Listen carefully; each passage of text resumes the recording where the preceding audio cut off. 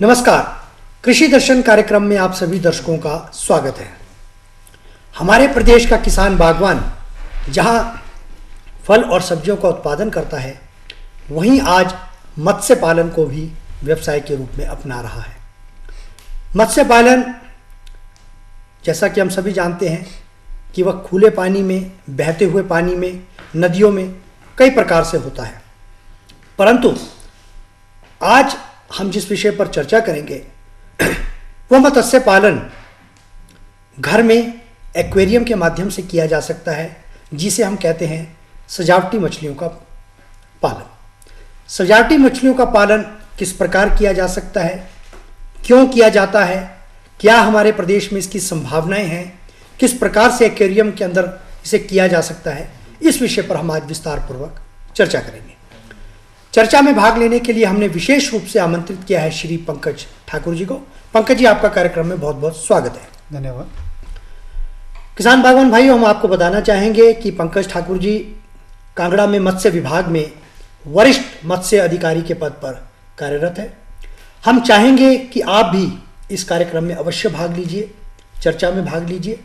जैसा कि आप सभी जानते हैं कि हमारा लाइव फोन इन कार्यक्रम होता है और हमारे दूरभाष नंबर वैसे तो आप सभी को मालूम है, लेकिन हम उसकी पुनरावृत्ति करना चाहते हैं, उसे दोहराना चाहते हैं। आप हमारे नंबर नोट कर लीजिए।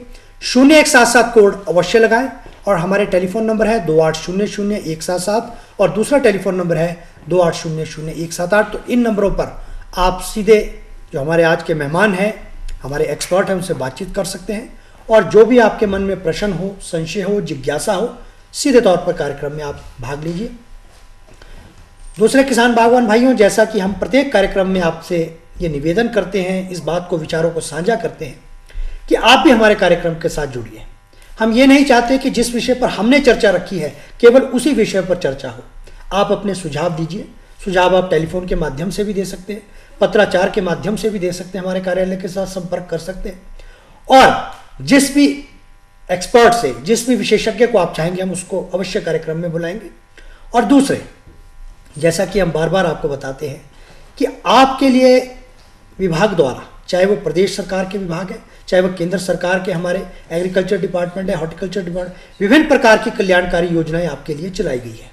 लेकिन उन योजनाओं तक किस प्रकार पहुंचा जाए, कैसे उसका लाभ लिया जाए, क्या उसकी औपचारिकता रहती है, उसके लिए हम आपसे निवेदन करते हैं कि आप अवश्य हमारे कृषि दर्शन कार्यक्रम को देखिए, क्योंकि उस कार्यक्रम के माध्यम से आपको जानकारी मिलती है। हम आपके साथ जानकारी को साझा करते हैं और जो भी हमारे विशेषज्ञ कार्यक्रम में आते हैं वो आपको उसकी जानकारी की उपलब्धता करवाते हैं। तो अब हम आज के विषय पर चर्चा आरंभ करते हैं। पंकज जी, आप मत्स्य विभाग से हैं। जैसा कि आपको भी मालूम है, हम सभी जानते हैं कि हमारे प्रदेश की भौगोलिक परिस्थितियां बहुत ही भिन्न भिन्न है। ज्योग्राफिकल वे से देखें, कहीं ऊंचे पर्वतीय क्षेत्र, कहीं मध्यम पर्वतीय क्षेत्र, कहीं समतल क्षेत्र। तो हम बात करते हैं, जैसा कि हमारा विषय है सजावटी में मछलियाँ, तो मैं सबसे पहले आपसे जानना चाहूँगा, मेरा सबसे पहला प्रश्न आपसे है कि जो ये सजावटी मछलियाँ हैं, ये आखिरकार होती क्या है और इसका पालन क्यों किया जाता है, किस प्रकार किया जाता है, इस पर थोड़ा विस्तार पूर्वक बताएं। देखिए, सबसे पहले तो मैं आपको बताना चाहूँगा कि ये जो भी आप रंग बिरंगी जो मछलियाँ देखते हैं, जिनमें बहुत सुंदर सुंदर रंग होते हैं, उन्हीं को हम सजावटी मछलियों के तौर पे पहचानते हैं और जाना जाता है उन्हीं को। और ये इसमें इस व्यवसाय में एक अपार संभावनाएं हैं आज के बेरोजगार युवकों के लिए, युवतियों के लिए, और इसका एक छोटे से क्षेत्र में मत्स्य पालन आसानी से किया जा सकता है। हाँ, जैसा कि हम कहते हैं, जैसा कि मैंने कार्यक्रम के आरंभ में भी बताया कि खुले पानी की, लेकिन इसके लिए ऐसा नहीं, एक कम्पैक्ट क्षेत्र के अंदर भी किया। पंकज जी, मैं जानना चाहूँगा इस प्रकार का मत्स्य पालन क्यों किया जाता है, क्यों इसकी आवश्यकता है?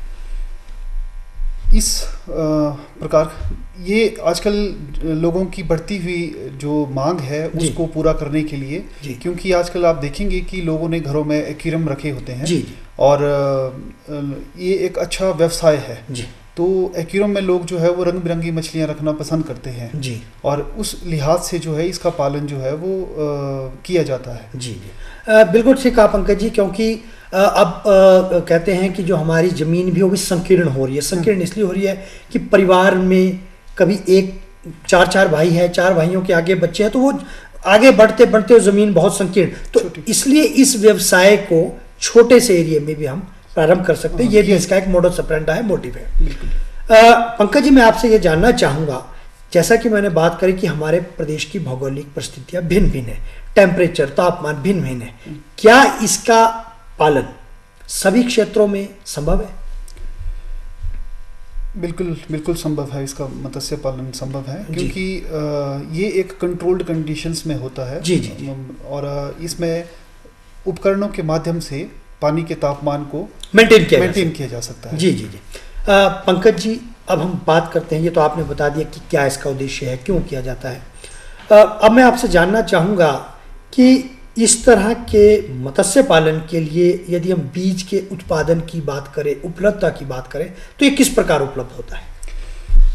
हिमाचल प्रदेश के मत्स्य विभाग में कांगड़ा फार्म के ऊपर बहुत सी 8 प्रकार की जो विभिन्न प्रकार की जो मत्स्य रंगीन जो मछलियां हैं, उनका उत्पादन सफलतापूर्वक किया गया है। और सरकार के द्वारा निर्धारित दरों पर जो है वहाँ से आवश्यक जो व्यक्ति हैं उनको जो है वो बीज उत्पादन वहाँ से किया जा रहा है। जी जी जी। घरों में जिन्होंने एक्वेरियम रखी हैं उनके लिए भी, और कोई बाहर से कोई अगर लेना चाहता है, कोई बाहर से कोई व्यक्ति आता है लेने के लिए, तो उनको भी हम प्रदान करते हैं। जी, उसकी उपलब्धता होती है। और ये एक सारा साल होने वाला व्यवसाय है। जी। बाकी जो मछलियों का है वो सीजनल बेसिस के ऊपर होता है, उसमें कुछ महीनों का ही समय रहता है, भाई सारा साल उसमें हम तैयार करेंगे और फिर तैयार करने के बाद एक निश्चित समय के बाद जो है वो मार्केट में वो चीज़ उपलब्ध होगी। लेकिन इसमें जो प्रजाति के अनुसार जो है इन मछलियों का उत्पादन जो है वो बीज उत्पादन जो है वो वर्ष में 2 और 3 बार किया जाता है। और इसमें कुछ ऐसी प्रजातियां हैं जिनका जो बीज उत्पादन है वो साल में 5 और 6 बार लिया जा सकता है। जी जी। पंकज जी, लेकिन यहाँ एक विडंबना और एक जो प्रश्न मेरे जहन में आ रहा है, जो आपका मत्स्य विभाग है, अब देखिए क्योंकि हमारे प्रदेश के 12 जिले हैं, लेकिन आप कह रहे हैं कि इसकी उपलब्धता कांगड़ा फार्मिंग जो आपका फिश फार्मिंग है, तो अन्य क्षेत्रों के लिए किस तरह जो है विभाग उपलब्ध करवाता है? यदि अब देखिए, मान लीजिए किसी लाहौल स्पीति वाले को ये बीज चाहिए, या एक नाहन वाले को चाहिए, या ऊना वाले को, क्योंकि आपने कहा कि इसका पालन हर जगह संभव है, तो उस तरह की उपलब्धता के लिए क्या कोई ऐसा आपका माध्यम है जो यदि उसकी बीज की उपलब्धता हो सके?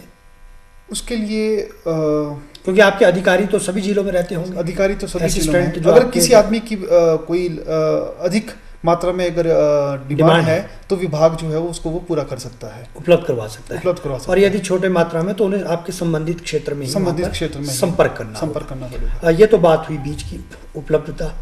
अब बात करते हैं कि जो इसका पालन है एक्वेरियम के अंदर, क्योंकि देखिए जो इसका पालन है वो एक्वेरियम के अंदर ही होगा, तो उसमें किस प्रकार से जो है पानी की गुणवत्ता होनी चाहिए? हम आहार पे भी बात करेंगे, तापमान पे। पहले पानी की जो गुणवत्ता है, पानी की उपलब्धता है, कितनी मात्रा में चाहिए, एक्वेरियम का क्या साइज होना चाहिए, इस पर थोड़ा सा पंकज आप विस्तार पूर्वक बताएं।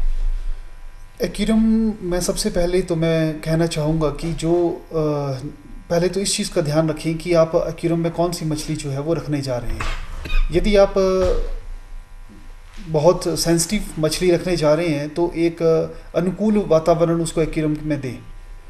और यदि आप गोल्ड फिश नाम से एक नाम की जो मछली है उसकी बहुत सी प्रजातियां हैं जी, तो 100 से अधिक प्रजातियां जो है वो गोल्ड फिश की है। तो इस मछली की जो एक अधिक तापमान में रहने की क्षमता और एक वाइड टेम्परेचर टॉलरेंस रेंज है जी, तो और उस में ये आसानी से जो है वो एक्मलेटाइज हो पाता है। तो वो एक आसान तरीका है कि एक इस प्रकार की मछली से ही शुरुआत की जाए जी जी, और उसी का पालन जो है वो शुरू में किया जाए जी। जो आप गोल्ड फिश की मैं बात कर रहा हूँ, क्योंकि इसमें बीमारियां लगने की संभावनाएं कम है जी, और प्रजनन करने का जो है वो साल में क्षमता भी ज़्यादा है जी, और ये अंडे देने वाली मछली है जी। ये वर्ष में 2 बार जो है वो प्रजनन करती है, जी। जिससे भरपूर मात्रा में 2000 से 2500 तक जो है अंडे जो है वो एक मछली जो है वो प्रदान करती है। पंकज जी, जैसे मैंने कहा कि एक्वेरियम में इसका पालन, क्या एक्वेरियम की कोई स्पेसिफिकेशन होनी चाहिए? हाँ। जैसे खुले पानी के लिए तालाबों की होती, तो इसके लिए भी क्या कोई स्पेसिफिकेशन? हाँ, बिल्कुल स्पेसिफिकेशन रहती है। एक्वेरियम में हमें दो तीन चीज़ों का खास तौर पे ध्यान रखना पड़ता है। एक चीज़ है टेम्परेचर, तापमान। पानी का तापमान मछली के जो वैरायटी है उसके अनुकूल रहे, और दूसरा है डिजॉल्व ऑक्सीजन, पानी में घुलनशील जो ऑक्सीजन है जी, और तीसरा है आपका पीएच जी।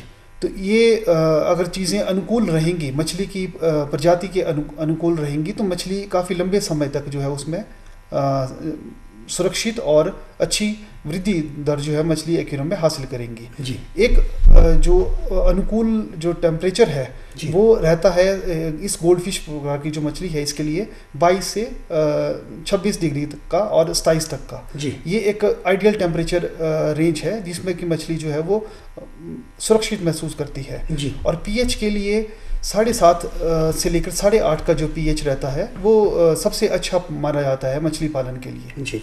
और पंकज जी, एक मैं जो आपसे बात जानना चाहूँगा, जैसा कि आपने कहा कि गोल्ड फिश का ही जो है एक्वेरियम, क्या एक एक्वेरियम में एक ही प्रजाति की मछली का जो है हम पालन कर सकते हैं क्या, या कोई इसमें ऐसा भी है कि मिक्स ब्रीड करके भी किया जा सकता है? ये चीज़ बड़ा अच्छा क्वेश्चन पूछा आपने। इसमें एक चीज़ का ध्यान रखना पड़ता है कि मछली की कंपैटिबिलिटी आपस में है या नहीं है जी। कुछ प्रकार की सजावटी मछलियाँ ऐसी होती हैं जो एक दूसरे के ऊपर अटैक करती हैं जी, जिस कारण एक दूसरे में फिर बीमारियां या मृत्यु होने की संभावनाएं रहती हैं। तो गोल्ड फिश की जो प्रजाति है, जो इसमें जो विभिन्न जो मछलियां हैं, इसमें एक साथ रहने की क्षमता है जी। और कुछ ऐसी हैं जैसे आप फ्लावर हॉर्न कहें, ऑस्कर कहें, तो ये कार्निवोरस फिशेस हैं, मांसाहारी मछलियां हैं। अगर इनके साथ आप कोई स्लो मछली डालेंगे जो कि स्लो नेचर की हो जी, या थोड़ी स्लगिश नेचर की हो, तो वो उनको जो है वो अटैक करती हैं, जिस कारण जो है उनमें फिर बीमारियां और अंततः मृत्यु होने की संभावना रहती है। तो आपके कहने का मतलब है कि जिस तरह दो व्यक्तियों में सामंजस्य होना चाहिए, वैसे मछलियों के अंदर भी यदि सामंजस्य है तभी उसका पालन एक्वेरियम के अंदर हो सकता है। अब मैं आपसे जानना चाहूँगा पंकज जी, आपने गोल्ड फिश प्रजाति की बात करी, इसके अलावा कौन कौन सी ऐसी प्रजातियाँ हैं जिसका पालन हमारे प्रदेश के अनुरूप जो है संभव हो सकता है? इस पर थोड़ा आप रोशनी डालें।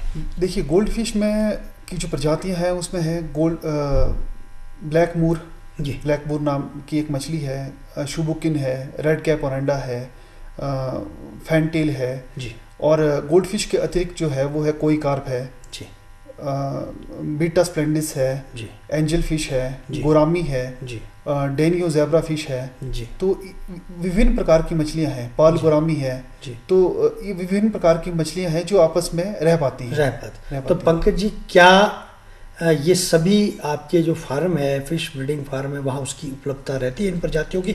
और दूसरा मेरा प्रश्न, हमारे प्रदेश में किस मछली की ज़्यादा संभावना है, गोल्ड फिश की, या इसके अलावा और कोई ऐसी प्रजाति भी है जो गोल्ड फिश के अलावा भी जिसका जो है पालन किया जा सकता है? पहले प्रश्न का उत्तर ये है कि हमारे जो सरकारी फार्म है, मत्स्य विभाग के फार्म है, कार्प फार्मों के ऊपर घाघस में और कांगड़ा फार्म पर आपको सजावटी मछलियों का जो है उत्पादन किया जा रहा है और उसका बीज जो है उपलब्ध होता है जी। इसके अतिरिक्त जो बहुत ऊंचाई वाले क्षेत्र हैं जैसे होली जी, आपका धमवाड़ी, आपका सांगला जी, तो इतने ऊंचाई वाले क्षेत्रों पर इनका प्रजनन जो है वो अभी तक संभव नहीं हो पाया है, और वहाँ पे पानी का तापमान कम होने के कारण जो है वो कठिनाई है इनके प्रजनन के जी, प्रजनन में जो है काफ़ी दिक्कत आती है। हाँ, दिक्कत आती है। और आपका दूसरा प्रश्न? जी, मेरा दूसरा प्रश्न ये था कि क्या जितने भी आपकी ये प्रजातियाँ जो आपने भी नाम जिनके गिनाए और बताए, क्या इसकी उपलब्धता आपके जो फिश ब्रीडिंग फार्म्स है, जैसा आपने कांगड़ा में कहा, क्या इसकी उपलब्धता वहाँ पर रहती है? हमारे कांगड़ा फार्म के ऊपर इस समय 8 प्रकार की जो मछलियाँ हैं, मछलियों का जो मछलियाँ हैं उनका बीज जो है वो उपलब्ध है। पंकज जी, मैं चाहूँगा कि उनके नाम आप जो थोड़े स्पष्ट कर दें, क्योंकि हमारा किसान बागवान अवश्य इस कार्यक्रम को देख रहा है और यदि इस व्यवसाय में वो जागरूकता दिखाता है और बीज की उपलब्धता चाहता है तो आपके यहाँ से संपर्क कर सकते हैं। और मैं चाहूँगा कि आप अपना दूरभाष नंबर भी, या जो भी संपर्क अधिकारी वहाँ कर है तो वहाँ उनका संपर्क नंबर भी जो है आप इस कार्यक्रम के माध्यम से हमारे किसान बागवान भाइयों को अवश्य दें। कांगड़ा फार्म पर इस समय, मौजूदा समय में हमारे पास गोल्ड फिश, फैंटेल, कोई कार्प, रेड कैप और एंडा गोल्ड फिश, शुबुकिन, ये जो है वो 8 तरह की प्रजातियां उपलब्ध है। ये 5 तरह की हुई जो ओवीवेरस है, जो अंडा देती है, अंडे के माध्यम से जो ब्रीड करती है, प्रजनन करती है, और 3 अन्य प्रकार की हैं जो डायरेक्ट बच्चे देती हैं। उसमें है हमारे पास गप्पी, मोली और स्वाटेल, ये 3 प्रकार की हैं और कुल मिला के 8 प्रकार की प्रजातियां उपलब्ध हैं विक्रय हेतु। और संपर्क यदि किसी से करना चाहे तो, यदि कोई किसान भाई विभाग से संपर्क करना चाहता है या इस विषय के ऊपर अधिक जानकारी चाहता है तो वो मेरे दूरभाष नंबर पे बातचीत कर सकता है। मेरा दूरभाष नंबर है 94183 60933 जी 6093। तो इस पर हमारे किसान बागवान भाई जो भी इस कार्यक्रम को देख रहे हैं और यदि इस व्यवसाय में इच्छुक है तो आप संपर्क जो है पंकज ठाकुर जी से अवश्य कर सकते हैं। और जो भी जानकारी है इनके माध्यम से कार्यक्रम में तो उपलब्ध करवाई जा रही है कार्यक्रम के माध्यम से, लेकिन यदि आप वहाँ पे संपर्क करना चाहें तो भी आप इनके साथ दूरभाष पर संपर्क कर सकते हैं। पंकज जी, ये तो बात हुई किस प्रकार पालन की बात हो रही है। अब यदि हम आहार की बात करें कि फीडिंग इनकी किस प्रकार होनी चाहिए, क्या इसके लिए हमें सावधानियां बरतनी चाहिए, इस पर थोड़ा बताएं।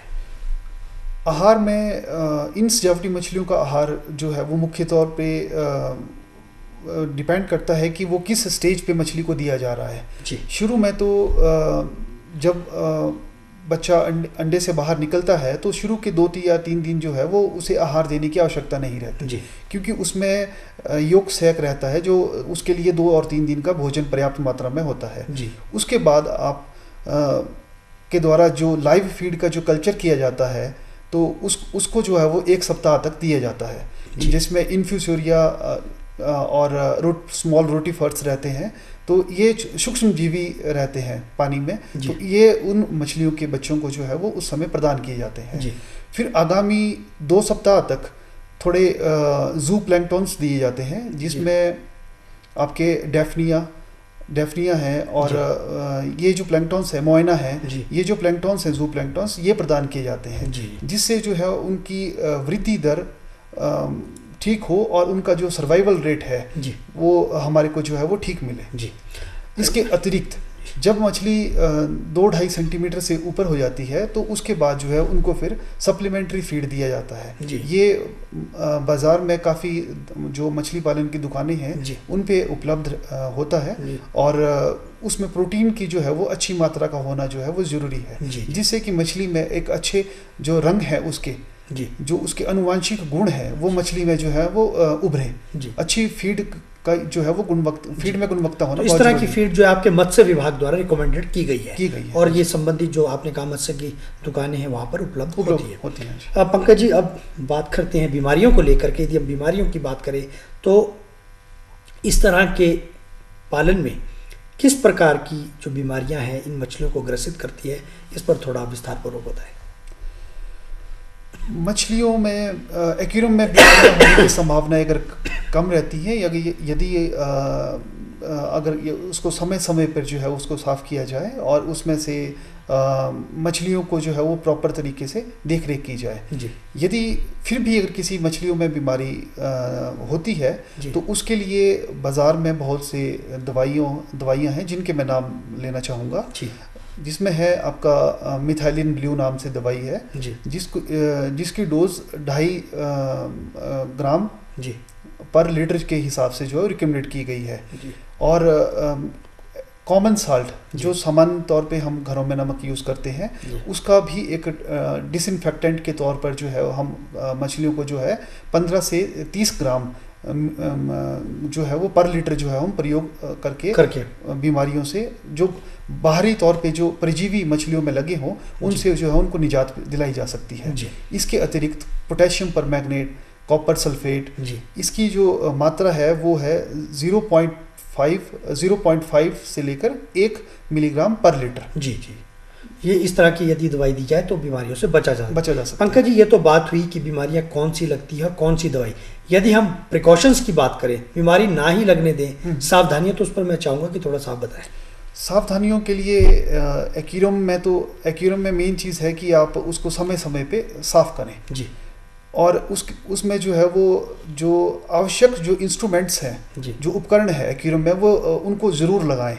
जैसे कि एक अच्छा टेम्परेचर बनाए रखने के लिए एक्यूरम में थर्मोस्टेट का होना जो है वो बहुत ज़रूरी है, जिससे कि आपके पानी का तापमान जो है वो एक फिक्स लेवल पे जो है वो मेंटेन रहता है जी। इसके अतिरिक्त ऑक्सीजन की भरपूर मात्रा के लिए जो है वो एरिएटर का लगाना आवश्यक है जी। और साफ सफाई के लिए मुख्यतः फिल्टर का प्रयोग जो है वो किया जाए जी, जिससे कि एक्वेरियम का सारा गंद या जो गंदगी मछलियों द्वारा उत्पन्न की जा रही है या जो फीड मछलियों के द्वारा नहीं खाई जा रही है और वो एक्वेरियम में बैठ रही है, तो उसको जो है वो फिल्टर के माध्यम से जो है वो बाहर निकाला जा सके और समय समय पे उसकी जो चिप्स है और जो पानी है उसको बदला जाए जी। इसीलिए अशोक ठाकुर जी कहा गया है कि prevention is better than cure. तो अशोक ठाकुर जी आप हमारे कार्यक्रम में आए, पंकज ठाकुर जी आप हमारे कार्यक्रम में आए, इतनी महत्वपूर्ण जानकारी आपने आज के विषय से संबंधित हमारे किसान बागवान भाइयों को दी,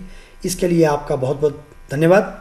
किसान बागवान भाइयों, आपने भी अवश्य जो हमारे एक्सपर्ट ने आज जानकारी आपको उपलब्ध करवाई है उसका अवश्य लाभ उठाया होगा। आप इस विषय पर यदि और कोई जानकारी चाहते हैं, किसी तरह की आप इसमें और जानकारी चाहते हैं, तो पंकज ठाकुर जी के साथ सीधे संपर्क कर सकते हैं। तो पंकज जी, आपका कार्यक्रम में आने के लिए बहुत बहुत धन्यवाद। तो दर्शकों, हमें दीजिए अनुमति। नमस्कार।